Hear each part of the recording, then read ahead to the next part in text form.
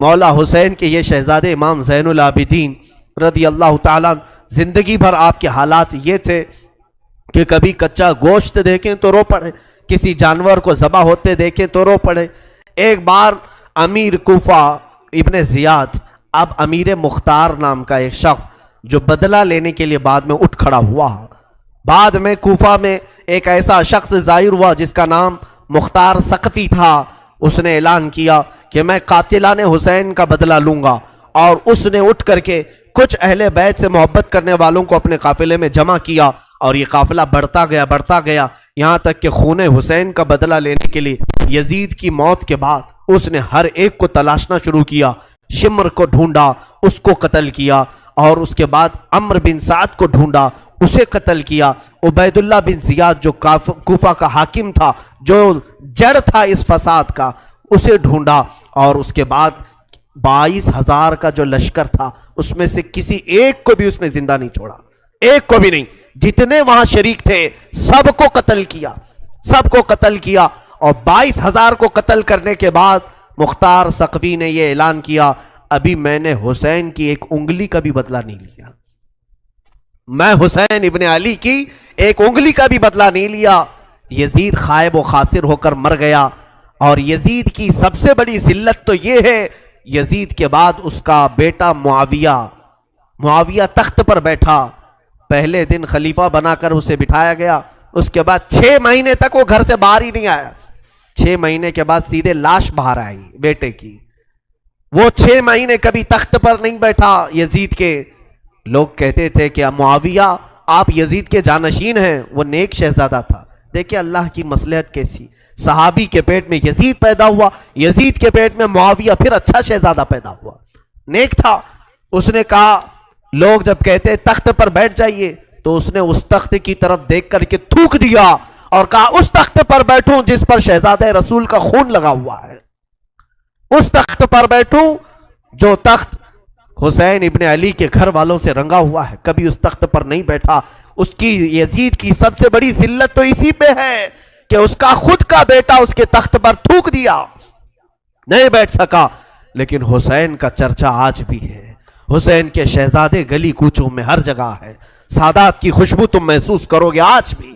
حسین ابن علی کے یہ صاحبزادے زین العابدین جہاں پر رہ رہے تھے خیمے میں، تو ایک مرتبہ ایسا ہوا کہ ابن زیاد جان بچاتا ہوا بھاگتا ہوا نکل آیا، کیونکہ مختار ثقفی اس کے پیچھے لگ گیا تھا، اپنے سواریوں کو دوڑا دیا تھا اس کے پیچھے کہ عبید اللہ بن زیاد جہاں بھی ملے اسے پکڑ کر کے لاؤ، تو سب اس کے پیچھے لگ گئے۔ مختار ثقفی کے ڈر سے عبید اللہ بن زیاد جان بچاتا ہوا بھاگتا ہوا ایک خیمے میں آیا، وہ خیمہ کسی اور کا نہیں امام زین العابدین کا تھا، وہاں پر پہنچ گیا، آپ قرآن پاک کی تلاوت میں مصروف تھے، مختار ثقفی کے ڈر سے آنے والا یہ عبید اللہ بن زیاد کانپ رہا تھا۔ امام زین العابدین نے سر اٹھا کر کے دیکھا، کیا بات ہے؟ کہا پیاس کی شدت ہے، اگر تمہارے پاس پانی ہو تو پلاؤ۔ امام زین العابدین نے فوراً کھٹوری بھری اور پانی دیا، اس نے پانی پیا اور پھر کہا اور پانی ملے گا، انہوں نے اور ایک کھٹوری بھری اور پھر پانی پلایا، اس نے پیا، 3 کھٹوریاں پانی پیا۔ عبید اللہ بن زیاد یہ سوچنے لگا شاید امام زین العابدین نے مجھے پہچانا نہیں ہوگا، اس نے کہا آپ مجھے نہیں پہچانے ہوں گے شاید۔ آپ نے چہرہ اٹھایا تو آنکھوں میں خون تھا، کہا اے ظالم تجھے نہیں پہچانوں گا، تیری وجہ سے میرا پورا گھرانہ لٹ گیا، میرا پورا خاندان تو نے تباہ کیا، بھوکا اور پیاسا کربلا میں تڑپایا، تجھے نہیں پہچانوں گا، تو عبید اللہ بن زیاد بدبخت نہیں ہے؟ تو اس نے کہا جب آپ نے پہچانا تو پانی پلا رہے ہو۔ امام زین العابدین نے کہا جو تو نے ہمارے ساتھ سلوک کیا وہ تیری فطرت تھی، اور ہم نے جو سلوک کیا ہے یہ اہل بیت کی فطرت ہے، یہ اہل بیت کی شان ہے، ظالموں کے ساتھ بھی پانی پلانے کا سلوک۔ اسی لیے میرے عزیزو، آج اگر ہمیں کچھ آس ہے، امید ہے، تو رسول کے انہی شہزادوں سے کہ ہماری برائیاں 1000 ہوں گی، لیکن مجھے امید ہے کہ ان حسین ابن علی کے شہزادوں سے اگر قیامت کے دن ایک بار ہم کہہ دیں گے پانی، تو امید ہے کہ یہ اپنے نانا کے حوض کوثر سے ہمیں پانی ضرور پلائیں گے۔ تذکرہ کرو حسین کا، تذکرہ کرو اہل بیت کا اور علی کے شہزادوں کا، یقیناً حوض کوثر پر انہی کا قبضہ ہے۔ میرے آقا صلی اللہ تعالیٰ علیہ وسلم اپنے ہاتھ سے جسے چاہیں گے پانی پلائیں گے۔ ان کے گھر والوں کو ستا کر کے تم پانی قیامت کے دن کس منہ ہو گے، پیاس بجھاؤ گے؟ امام زین العابدین نے اس وقت بھی پانی پلایا۔ میرے عزیزوں، اس کے بعد ایسا نہیں کہ اسلام ختم ہو گیا، امیہ کی خلافت چلتی رہی۔ یزید کے بعد اس کا بیٹا معاویہ کے انتقال کے بعد پھر مروان حاکم بنا، مروان کی حکومت چلی، پھر اس کے بیٹے آئے تقریباً 90 ہجری تک، اور اس کے بعد 105 ہجری تک اسی امیہ خاندان نے خلافت کی باغڈور سنبھالی۔ اس کے بعد عباسی خلافت کا دور شروع ہوا۔ جو بنو عباس کہلائے وہ اہل بیت سے محبت کرنے والے تھے، اتنے زمانے تک بھی اہل بیت کے ساتھ برا سلوک ہوتا رہا۔ امیہ کے پورے جتنے خلفاء آئے انہوں نے اہل بیت کے ساتھ کوئی اچھا سلوک نہیں کیا۔ امام باقر کے ساتھ، امام جعفر صادق کے ساتھ، امام موسیٰ کاظم کو 12 سال تک قید میں رکھا گیا تھا، ان کو زہر پلایا گیا تھا، کوڑے مارے گئے تھے۔ یہ اماموں کے ساتھ برا سلوک تقریباً 100 سال تک چلتا رہا۔ اور ایسا نہیں، رسول کا گھرانہ آج بھی لٹانے پر قربان ہے۔ آج بھی اگر کوئی بات آ جائے تو دیکھنا رسول اللہ کی جو اصلی آل ہوں گے، اصلی اولاد ہوں گے، وہ قیادت کے لیے آگے بڑھیں گے اور اپنا سر بھی پیش کریں گے۔ ہندوستان کی فتح میں سلطان محمود غزنوی کے قافلے میں 2 شہزادے ایسے تھے کہ یہ قلعے کے پھاٹک پر، یہاں جب سلطان محمود غزنوی حملہ کے لیے آتے تھے، ہاتھیوں کو دوڑاتے تھے، اور جو قلعہ تھا یہاں ہندوستان کا جس کو فتح کرنا تھا، اس قلعے کے پھاٹک پر نوکیلے کیل لگے ہوئے تھے، ہاتھیوں کے سروں میں گھس جاتے تھے تو وہ ہاتھیاں چیخ کر کے پیچھے آ جاتی، قلعہ فتح نہیں ہوتا تھا۔ رات کو خواب میں محمود غزنوی نے دیکھا حضور پاک صلی اللہ علیہ وسلم تشریف لائے۔ محمود غزنوی بادشاہ ہے، پوچھا یا رسول اللہ ہندوستان فتح کیسے ہوگا؟ میرے آقا نے فرمایا تیری فوج میں میرے 2 شہزادے ہیں، ان سے مشورہ لے، وہ جو کہیں گے تو اس پر عمل کر۔ صبح اٹھا تو فوج میں دیکھا تو 2 آل رسول تھے، 2 نوجوان تھے۔ حاضر ہوا، کہا آپ میری فوج میں ہیں، میں نہیں جانتا تھا، آپ مجھے مشورہ دیں کہ کیا کرنا ہے۔ جانتے ہو دونوں شہزادوں نے کیا مشورہ دیا؟ پہلے وعدہ لیا سلطان جو ہم کہیں گے اس پر عمل کرنا ہوگا، کہا بالکل عمل کروں گا۔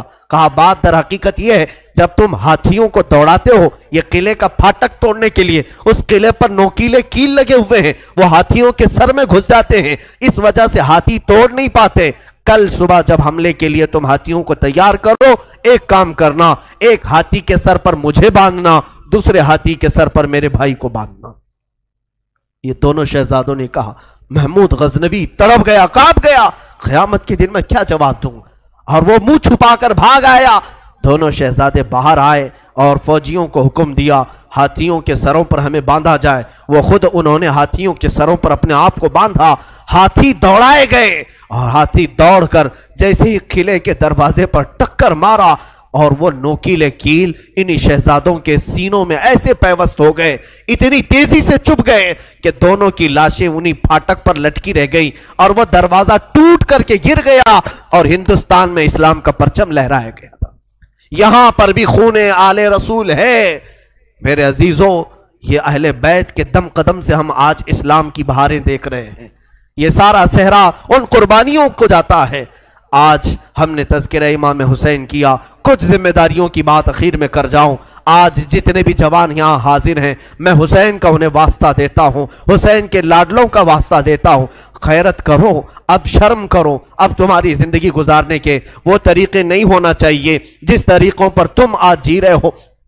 آج تمہارے چہروں پر نہ حسین کی کوئی علامت ہے، نہ کربلا والوں کی کوئی علامت ہے۔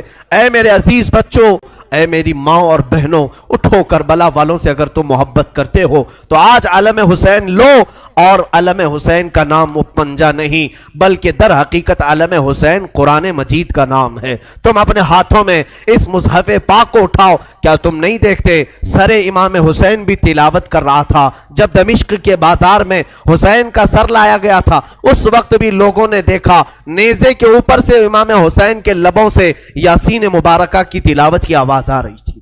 وہ حسین کٹے ہوئے سر سے بھی جب تلاوت کر سکتے ہیں، تم کیوں تلاوت نہیں کرتے؟ آج قرآن کیوں نہیں پڑھتے؟ قرآن کو کیوں ہاتھ نہیں لگاتے؟ آج ہمارے گھروں میں جو اندھیرا ہے یہ قرآن نہ پڑھنے کی وجہ سے۔ میرے آقا نے سچ فرمایا کہ تم اپنے گھروں کو قبرستان نہ بناؤ۔ جس گھر میں قرآن نہیں پڑھا جاتا اس گھر کو کہا گیا یہاں میتیں رہتی ہیں، یہاں مردے رہتے ہیں۔ کتنے گھروں میں قرآن پڑھا جا رہا ہے؟ مردوں کا گھر بنائے ہو، بچیوں کو بٹھاؤ، بچوں کو بٹھاؤ، قرآن ان کے ہاتھ میں دو، قرآن کی طرف توجہ کرو۔ اگر ایک بار پھر پلٹ آئی یہ امت تعلیمات اسلام کی طرف، مجال ہے کہ کوئی تمہاری طرف آنکھ اٹھا کر کے دیکھے۔ میں یہ چیلنج کے ساتھ کہتا ہوں، تمہارے پاس ایمان کی جو دولت ہے پوری دنیا چھان مارو گے، یہ دولت کسی قوم کے پاس نہیں ہے، کسی کے پاس نہیں۔ تمہارے پاس محبت رسول ہے، تمہارے پاس محبت علی ہے، تمہارے پاس محبت حسین ہے، تمہارے پاس اولیاء کاملین کے کردار ہیں، تمہارے پاس ساری علامتیں تبرکات ہیں۔ تم کیوں پیچھے ہو؟ تمہارا پیچھے رہنا تو افسوس کی بات ہے۔